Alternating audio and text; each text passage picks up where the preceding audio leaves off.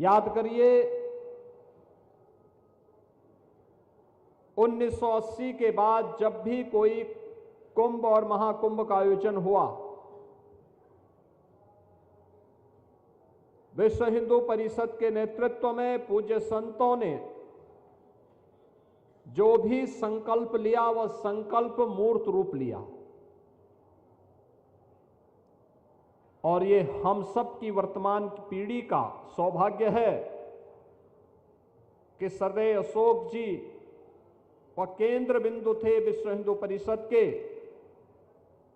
जिनके नेतृत्व में पूज्य संतों के आशीर्वाद से जो संकल्प पारित होते थे, वे संकल्प एक एक करके आज हम सबको अपनी आंखों से देखने को मिल रहे हैं।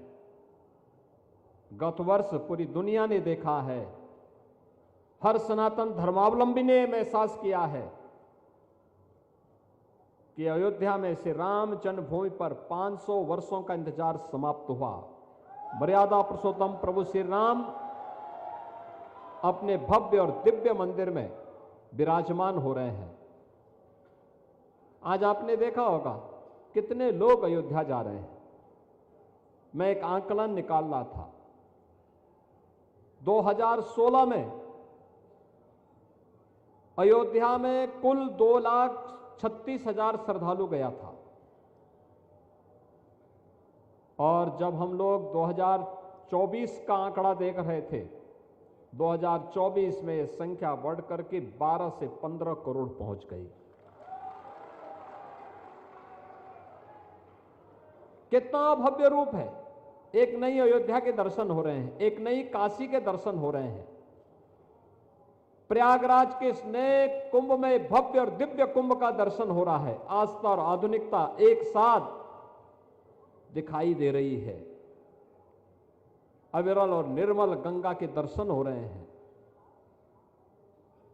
ये सब इन पूज्य संतों की साधना का परिणाम है, उनके संकल्प का मूर्त रूप है।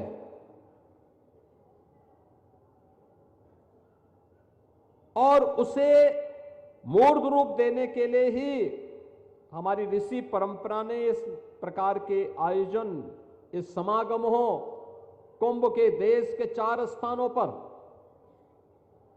कभी प्रयागराज में, कभी हरिद्वार में, कभी नासिक त्र्यंबकेश्वर में, कभी उज्जैन में, और इन आयोजनों के माध्यम से हम सनातन धर्म को, इस देश को एक नई दिशा दे सकें। भारत के अंदर जन्मी हुई इन सभी उपासना विधियों के लिए एक मंच बनकर के विश्व हिंदू परिषद आगे बढ़ा। चाहे वह सनातन धर्म की परंपरा से, वैदिक परंपरा से जुड़े हुए संतों की परंपरा हो, या फिर बौद्ध परंपरा से जुड़े हुए हमारे बनते और उनसे जुड़े हुए पूज्य संत हो, जैनी परंपरा से जुड़े हो या फिर सिख परंपरा से,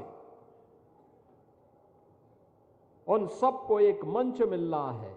वाल्मीकि समुदाय से जुड़े हुए हों या फिर रैदासी परंपरा से जुड़े हुए संत हों या फिर कबीर पंथ की परंपरा से जुड़े हुए, उनका एक मंच बना विश्व हिंदू परिषद। और उस मंच के माध्यम से जब एक साथ होंकार आगे बढ़ी, तो देखते ही देखते 500 वर्षों का इंतजार समाप्त हुआ। अयोध्या में श्री राम जन्मभूमि पर भगवान राम का भव्य मंदिर का निर्माण का कार्य भी आगे बढ़ा।